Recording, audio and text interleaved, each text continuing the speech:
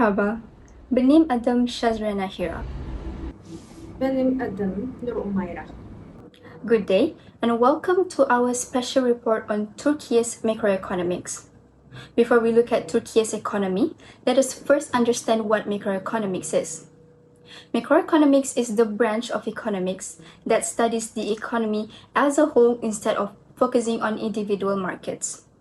The word macro comes from the Greek word makro, meaning large. It focuses on key economic indicators such as employment, national output, and inflation. Now let us take a brief look at Turkey. Turkey is a country located across Europe and Asia. It is surrounded by the Black Sea, the Mediterranean Sea, and the Aegean Sea. Its largest city is Istanbul, and it shares borders with Bulgaria, Greece, Armenia, Azerbaijan, Georgia, Iran, Syria, and Iraq. Today, Turkey is the world's 17th largest economy with a gross domestic product or GDP of approximately 1.32 trillion US dollars in 2024. Its economy is mainly supported by manufacturing, services, agriculture, and construction. Now let us move on to Turkey's fiscal policy.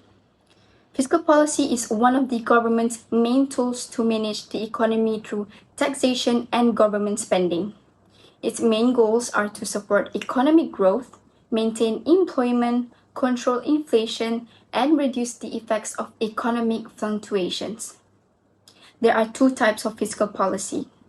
Expansionary fiscal policy encourages spending and growth during economic slowdowns, while contractionary fiscal policy helps control inflation when the economy grows too quickly. Turkey introduced fiscal policy rules in 1999 as part of an economic program supported by the International Monetary Fund or IMF. In 2010, the government proposed the fiscal rule draft law. Although it was planned to begin in 2011, it was postponed until 2012 due to economic conditions. The government has also introduced tax reforms to encourage consumer spending, attract investment, and reduce income inequality. At the same time, it increased spending on education, healthcare, social welfare, and infrastructure. During economic slowdowns, the government also borrowed funds to support public spending and economic recovery. Although opinions differ on the effectiveness of these policies, they help reduce the impact of the global financial crisis. According to the European Commission's 2011 progress report, Turkey recovered quickly, achieves strong economic growth, and reduced unemployment through its fiscal policies and earlier regulatory reforms. Thank you, Ms. SYAZRIANAHEERA, for the valuable information. Moving on, the Republic of Turkey also implemented monetary policy. Due to its unconventional use of policy before, the inflation still continues on until now. Therefore, Turkey's government decided to tighten their monetary policy to better fight inflation. Between 2021 and 2022, Turkey experienced extremely high inflation, causing the prices of goods and services to rise rapidly. As inflation increased, the value of the Turkish lira weakened against major currencies such as the US dollar and the euro. In response, the Central Bank of the Republic of Turkey introduced several monetary policy measures aimed to restore price stability. The first major step was increasing interest rates. During 2024, the policy interest rate reached a high of 50%. More recently, it was reduced to 37% as of June 2026. Higher interest rates make borrowing more expensive for households and businesses.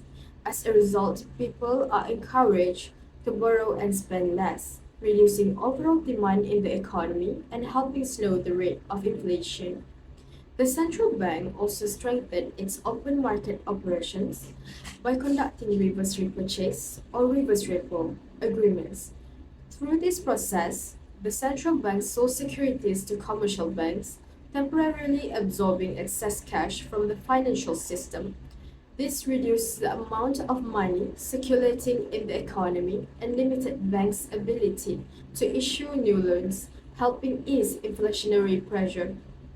Another important measure involves increasing the reserve requirement ratio. This policy requires commercial banks to keep a larger portion of customer deposits with the central bank instead of lending them out.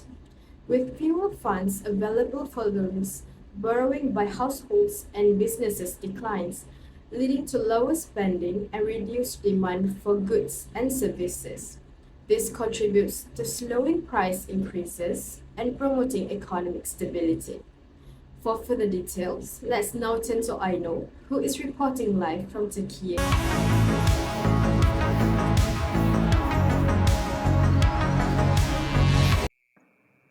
Thank you, my fellow friend at studio. Merhaba viewers.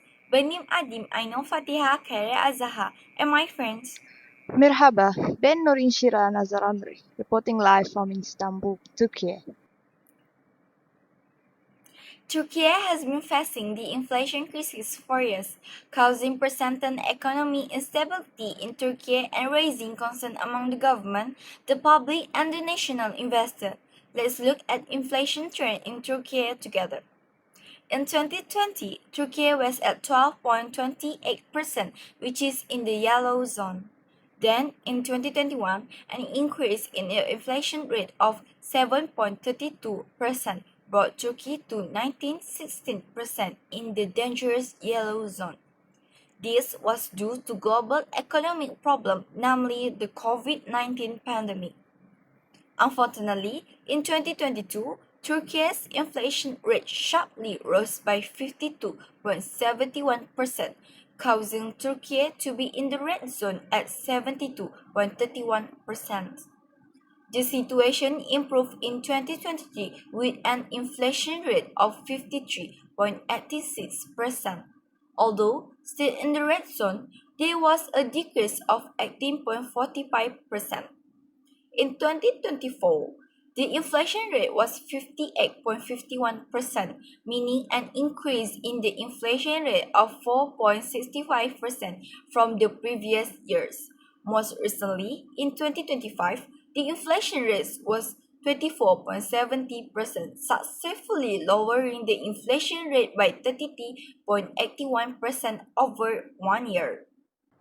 Everything that happened must have the impact. So here I am to list three biggest impact that Turkey have facing after the inflations. One of them is loss of investor confidence.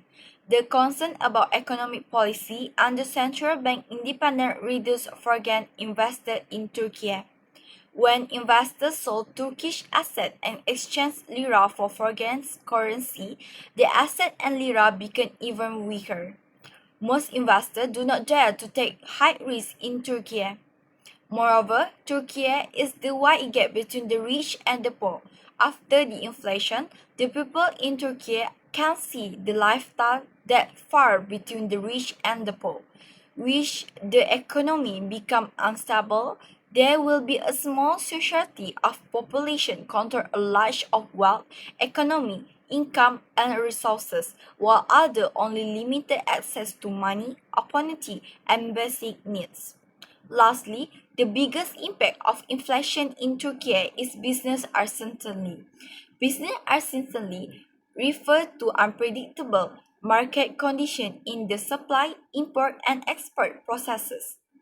There are also regulated changes where future outcome cannot be accurately predicted and calculated. This may affect Turkey's economy and financial as well as the planning of its strategy and making budget decisions each year. Our top story today, Turkey continues its fight against one of its biggest economic challenges in recent years, which is inflation. Inflation is the continuous increase in the prices of goods and services over time. Since the 2018 currency crisis, Turkey has been facing persistently high inflation, causing the cost of living to rise significantly. For many families, everyday necessities become more expensive. Businesses struggled with rising operating costs, while investors became increasingly uncertain about the country's economic future. At one point, Turkey's annual inflation rate soared to more than 75%, making it one of the highest among major economies. So what action did Turkish government take to address this crisis? The first and most significant step was the adoption of an orthodox monetary policy. Previously, Turkey maintained unusually low interest rates despite rising inflation. This weakened the Turkish lira and encouraged excessive borrowing and consumer spending, making inflation even worse. However, in 2023, the government changed its approach. The central bank was allowed to increase interest rates aggressively. As a result, the policy interest rate rose dramatically from 8.5% in May 2023 to 50% by March 2024. The central bank was allowed to increase interest rates aggressively. As a result, the policy interest rate rose dramatically from 8.5% in May 2023 to 50% by March 2024. But why raise interest rates? The answer is simple. Higher interest rates makes borrowing more expensive, encouraging people to spend less and save more. As consumer demand slows, businesses have less opportunity to increase prices, allowing inflation to gradually decline. At the same time, the higher interest rates strengthened the Turkish lira. This made imported goods, such as fuel, machinery, and raw materials, more affordable, reducing importing inflation and restoring confidence among both domestic and foreign investors. But monetary policy was not the only solution. The government also introduced a comprehensive disinflation program led by Finance Minister Mehmet Şimşek. This program focused on tighter fiscal policies by reducing unnecessary government spending and gradually removing subsidies, particularly for energy and utility services. Although these measures created short-term challenges, they helped reduce excessive government expenditure and ease demand for inflation. In addition, the government improved its tax system by strengthening tax collection and increased government revenue. This reduced the need for excessive borrowing, lowered the budget deficit, and supported long-term fiscal stability. Another key development was rebuilding the credibility and independence of the central bank. When businesses, households, and investors believe that the central bank is committed to controlling inflation, confidence increases. As a result, economic policies become more effective and inflation expectations become more stable. So what has been the outcome so far? While inflation remains relatively high, it has started to decline compared to its peak. These reforms have strengthened the Turkish lira, improved investors' confidence, and laid the foundation of more sustainable economic growth. To wrap up today's report, Turkey's experience shows that fighting inflation requires both monetary policies such as raising interest rates and fiscal policies such as reducing government spending and strengthening tax collection. Working together, these measures help stabilize prices and support economic recovery and build a stronger economy to the future. Reporting live from Istanbul, Turkey, I'm Nur INSYIRAH NAZARAMRY. Thank you and back to the studio. Thank you, Ms. INSYIRAH. And that concludes today's report. Turkey's economic journey has been challenging, with high inflation and past policy missteps creating significant instability. But the government is now taking new steps in the right direction.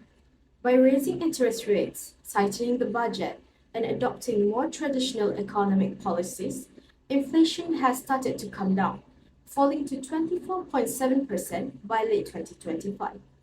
Looking ahead, Turkey must continue building trust, especially through an independent central bank and policies that support both investors and citizens.